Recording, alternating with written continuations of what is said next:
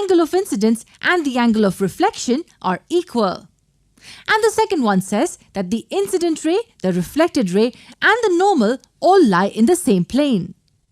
Just like for reflection, there are some laws for refraction. And what is refraction?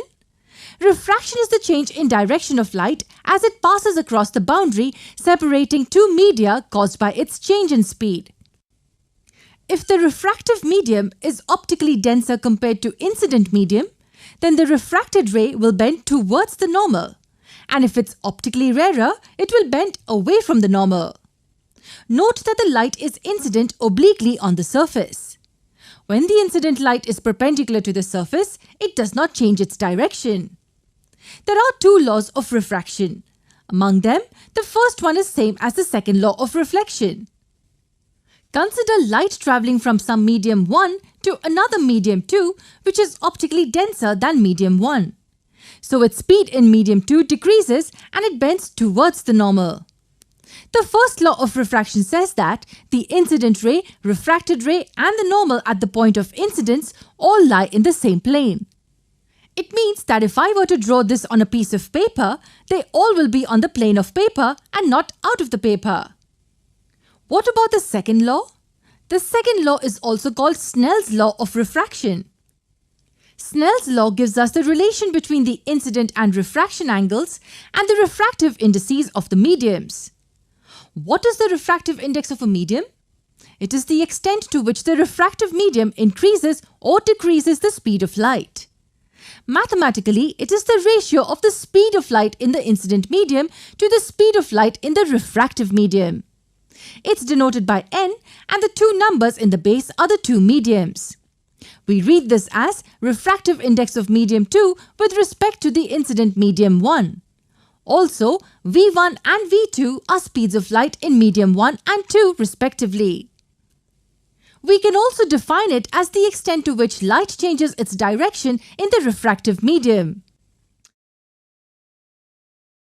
Hello students, इस video में हम discuss करेंगे geometric and optical paths. तो let's say किसी line के along कोई wave travel कर रही है, ठीक है। यहाँ पे मैं दो पॉइंट मान लेता हूँ ए एंड बी। ये पॉइंट ए है, ये पॉइंट बी है।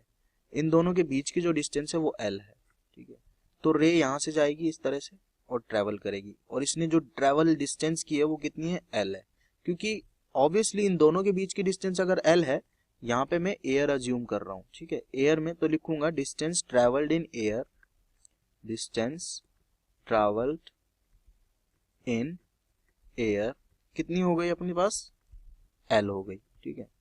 अब मैं क्या करता हूँ, सिमिलर डिस्टेंस के बीच में अगर एक म्यू रिफ्रैक्टिव इंडेक्स की स्लैब पुट कर दूं, ठीक है। तो इस केस को समझने की कोशिश करते हैं कि क्या बोला जा रहा है यहाँ पे। बिल्कुल सिमिलर डिस्टेंस है, आइडेंटिकल पॉइंट्स है बिल्कुल, ठीक है। ये ए हो गया, ये बी हो गया, बिल्कुल सेम टाइप का केस, ठीक है। Ray is still moving in this direction from A to B, और मैंने एक स्लैब यहाँ पे पुट कर दी म्यू रिफ्रैक्टिव इंडेक्स की, लेट्स से, ठीक है। तो यहाँ पे एक स्लैब पुट कर देता है, तो इस तरह की स्लैब हो गई। अब इस स्लैब की थिकनेस मैं मान लेता हूँ टी है। स्लैब का रिफ्रैक्टिव इंडेक्स क्या है, म्यू है, और थिकनेस क्या है, टी है। अब जो वेव चलेगी वो क्या करेगी, वो इतनी डिस्टेंस ट्रेवल करेगी। ये डिस्टेंस कितनी थी, टोटल एल, लेकिन उसने एल डिस्टेंस को दो मीडियम में ट्रेवल किया है। टी तो उसने ट्रेवल की है ग्लास में, और बाकी की जो बची डिस्टेंस है यानी कि एल माइनस टी, ये वाली डिस्टेंस प्लस ये वाली डिस्टेंस, ये कितनी हो गई, एल माइनस टी, ठीक है। क्योंकि टी डिस्टेंस तो एल में से किसने ले ली, स्लैब ने ले ली, तो बची कितनी, एल माइनस टी। तो उसने एल माइनस टी किस में ट्रेवल की, एयर में। तो अब मैं लिखूंगा distance travelled by wave in air. Air में कितनी डिस्टेंस चली वेव ने, वो चली एल माइनस टी, सही बात है। अब मैं लिखूंगा कि distance travel by wave in slab. Slab में कितनी डिस्टेंस चली, लिख देता हूं distance travelled by wave in slab. Slab में चली टी डिस्टेंस, ठीक है। लेकिन अगर मैं इस स्लैब को किससे रिप्लेस करना चाहूं, अगर इस स्लैब को मैं एयर से रिप्लेस करना चाहूं तो इसका रेफ्रेक्टिव इंडेक्स इनटू डिस्टेंस, इतनी डिस्टेंस ये चल लेगी किसमें, एयर में। यानी कि अगर मैं बोलूं कि स्लैब को मैं एयर से रिप्लेस कर दूं, ठीक है, तो कितनी डिस्टेंस चल लेगी, म्यू टी डिस्टेंस चल लेगी वेव किसमें, एयर में। अगर यहाँ पे स्लैब देखो म्यू रेफ्रेक्टिव इंडेक्स का स्लैब है, उसमें टी डिस्टेंस चलिए, तो सेम हवा में कितनी डिस्टेंस चलती वेव, उतने टाइम में म्यू टी डिस्टेंस चल जाती, ठीक है। यानी कि T distance of slab, T of slab जो है वो म्यू टी ऑफ एयर के बराबर है, ठीक है। ये चीज हम ऑलरेडी डिस्कस भी कर चुके हैं। तो भाई हमने जो टोटल डिस्टेंस चली एयर में, distance travelled by wave in air, क्योंकि हम तो एयर में बात कर रहे हैं, बाय वेव इन एयर। अब एयर में कितनी डिस्टेंस चली देखो, अब हमने स्लैब को भी एयर से रिप्लेस कर दिया, तो पहले चली थी L माइनस टी, अब स्लैब को भी हटाने के बाद म्यू टी और चल गई, ठीक है। तो मैं लिख सकता हूं इसको L minus T plus mu T, तो इसको लिख सकते हैं L plus T mu minus 1। इतनी डिस्टेंस क्या कर ली इसने, मूव कर लिए, ठीक है। यानी कि अब मुझे क्लियरली समझ में आ रहा है कि अगर कोई रे किसी डिस्टेंस को कवर करती है वैक्यूम में या एयर में, जो कि हमारा नॉर्मल प्रैक्टिकल का क्या होता है, प्रैक्टिकल के लिए फिजिबल कंडीशंस होती है, हम जनरली एयर में या वैक्यूम में करते हैं प्रैक्टिकल, ठीक है। तो वेव ने ट्रेवल करी L लेंथ, लेकिन अगर मैं सेम टाइप की डिस्टेंस में एक किसी टी थिकनेस की इंट्रोड्यूस कर देता हूँ स्लैब को, जिसका रेफ्रेक्टिव इंडेक्स म्यू है, तो इस बार वेव ने थोड़ी सी ज्यादा डिस्टेंस चली है। इसका मतलब अगर हम किसी मीडियम को इंट्रोड्यूस कर दें एयर के बीच में, तो वेव को डिफरेंट मीडियम से जाना पड़ता है, तो डिस्टेंस वो क्या करती है एक्चुअल में एयर के मुकाबले ज्यादा ट्रेवल करती है, क्योंकि देखो वेवलेंथ चेंज हो जाती है, स्पीड धीरे हो जाती है, तो उसको ज्यादा डिस्टेंस ट्रेवल करनी पड़ती है, और उसका पाथ भी क्या होता है, चेंज हो जाता है ना, तो उसको ज्यादा डिस्टेंस ट्रेवल करनी पड़ती है। तो जो डिस्टेंस ट्रेवल करनी पड़ती है वेव को ज्यादा, वो क्या है, वो है एक्स्ट्रा डिस्टेंस जो वेव ने क्या करी, ट्रेवल करी। एक्स्ट्रा ट्रेवल्ड डिस्टेंस जो है वो क्या हो गई, वो हो गई अपने पास में t इंटू म्यू माइनस 1, ठीक है। और यही अपना क्या हो गया, एक्स्ट्रा ट्रेवल डिस्टेंस को क्या बोलते हैं हम, पाथ डिफरेंस। तो ये हो गया mu minus 1 into T, path difference किसी भी स्लैब को पुट करने के कारण, ठीक है। अब इस स्लैब को आपके यंग डबल स्लिट एक्सपेरिमेंट में बार बार कभी इस स्लिट के आगे पुट किया जाएगा, कभी इस स्लिट के आगे पुट किया जाएगा, तो वहां से जो पाथ डिफरेंस जनरेट होगा वो क्या होगा, म्यू माइनस 1 इंटू टी। जो स्लैब का रेफ्रेक्टिव इंडेक्स होगा उसमें से 1 घटाएंगे और उसकी थिकनेस से उसको मल्टीप्लाई कर देंगे, तो वो आ जाएगा हमारे पास path distance produced by the slab. अगर हम स्लैब को कहीं मीडियम में पुट कर दे, एयर वगैरह में या वैक्यूम में कहीं पे रख दें, तो वेव जो पाथ डिफरेंस जनरेट करेगी उस ट्रेवल करने में उस पर्टिकुलर स्लैब से, वो होगा टी इंटू म्यू माइनस 1, ठीक है। अब ये जो इसने म्यूटी पाथ चला है, इसी को हम बोलते हैं, इसी पाथ को हम बोलते हैं ऑप्टिकल पाथ। यानी कि वेव क्या है, किसी मीडियम में घुसते टाइम एक्चुअली वो अपने रास्ते से डिफ्लेक्ट हो जाती है। बेंडिंग प्रॉपर्टी लाइट की है और तभी आती है जब वो मीडियम चेंज करती है, स्पीड धीरे हो जाती है, वेवलेंथ भी उसकी चेंज हो जाती है। तो जैसे जैसे वेवलेंथ चेंज होती है, जैसे जैसे वेवलेंथ चेंज होती है, वैसे वैसे क्या है, उसके द्वारा तय की गई दूरी किसी पर्टिकुलर टाइम में चेंज हो जाती है। स्पीड ऑफ लाइट तो सेम ही है, क्योंकि लाइट तो सेम ही स्पीड से चल रही है ना, तो मीडियम में जैसे जैसे चेंज होगा तो स्पीड चेंज हो जाएगी, क्योंकि उसको क्या है कि एक रेयरर मीडियम में चलने के बजाय डेंसर मीडियम में ज्यादा हिंड्रेंस प्रोवाइड की जाती है, ठीक है। बाकी सारी हायर लेवल की चीजें हो जाती है, लेकिन यहाँ पे समझने वाली बात यह है कि अगर किसी स्लैब को पुट कर दूं मैं, ठीक है, एक रे को मैं L डिस्टेंस चलाता हूं, और अब सेम L डिस्टेंस के बीच में T थिकनेस की मैं क्या कर देता हूं, एक स्लैब इंट्रोड्यूस कर देता हूं, तो रे अब थोड़ा सा पाथ ज्यादा चलती है, और वो ज्यादा पाथ होता है म्यू टी, इसको हम बोलते हैं ऑप्टिकल पाथ, ठीक है। तो टोटल पाथ डिफरेंस जो इस तरह से जनरेट होता है दो रेस के बीच में, वो क्या होता है, टी इंटू म्यू माइनस 1। एक रे को आप हवा में चलाओ L डिस्टेंस, और दूसरी को L डिस्टेंस के बीच में T थिकनेस की क्या रख के चलाओ, L डिस्टेंस के बीच में T थिकनेस की स्लैब रख के चलाओ, तो इतनी ज्यादा डिस्टेंस उसको कवर करनी पड़ेगी, ये एक्स्ट्रा डिस्टेंस है उसको कवर करनी पड़ेगी, और इसी को हम बोलते हैं path difference. Stokes law. So before going to understand this one, first go through this one. They consider three types of waves. So all are having same amplitude A and all have the equal wavelengths lambda.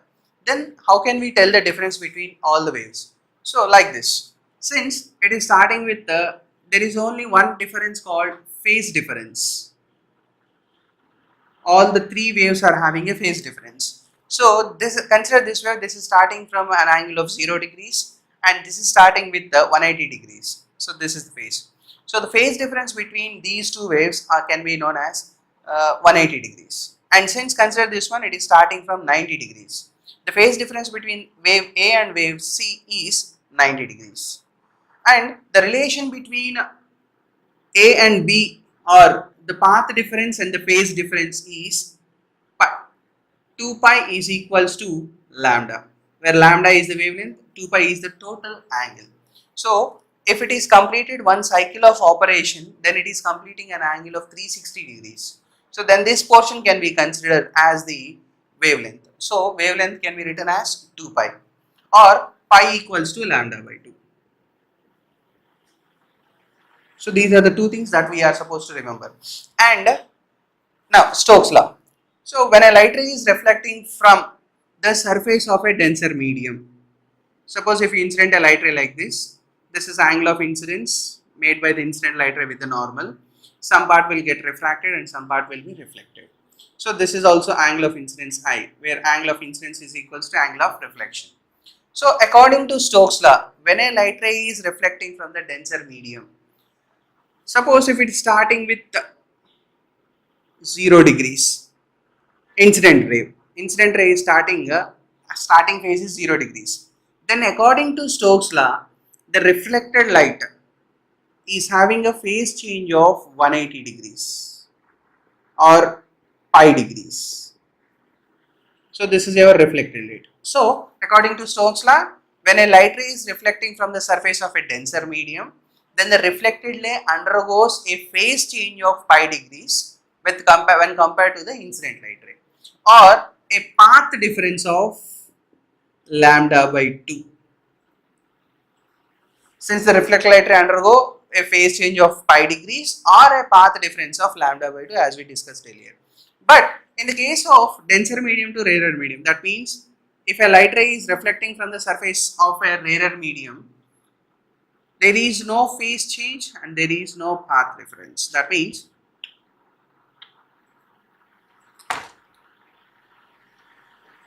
there is no phase change. So which is not required for us for the thin film derivation. What we have to consider is when light is reflecting from denser medium, what's going to happen. So there is a phase change of pi degrees or a path change of lambda by 2. This we have to consider. एक result आपने और याद रखना है, phase change in reflection.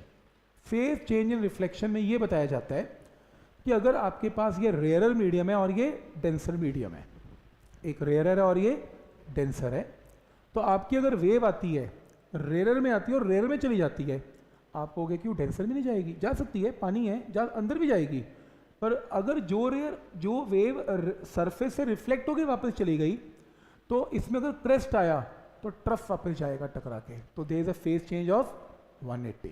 तो याद रखना, अगर कोई वेव आती है एयर से एयर में चली जाती है, जो एयर से वाटर में गई उसमें कोई चक्कर नहीं, कोई चेंज नहीं, क्रेस्ट गया क्रेस्ट ही चला जाएगा, पर जो सरफेस से टकरा के चलेगी एयर से एयर, क्रेस्ट आएगा ट्रफ बनेगा, ट्रफ आएगा क्रेस्ट बनेगा, तो फेज चेंज ऑफ 180। लेकिन अगर वाटर में डेंसर मीडियम में वेव आती है, कुछ रेयर में चली गई, उसमें कुछ नहीं होगा, डेंसर से डेंसर जाती है तो इसमें कोई फेज चेंज नहीं होगा, क्रेस्ट का क्रेस्ट रहेगा, ट्रफ का ट्रफ रहेगा। तो फेज चेंज कब होता है? जब कोई भी पानी की सरफेस है, वेव आ रही है, पानी की सरफेस पे टक्कर मारती है और वापस चली जाती है, एयर टू एयर, आपको जो पानी में चली गई उसमें कोई चेंज नहीं है, वो क्रेस्ट आया क्रेस्ट गया, पर जो एयर टू एयर चली गई उसका फेज चेंज ऑफ 180। याद है आपके पेपर में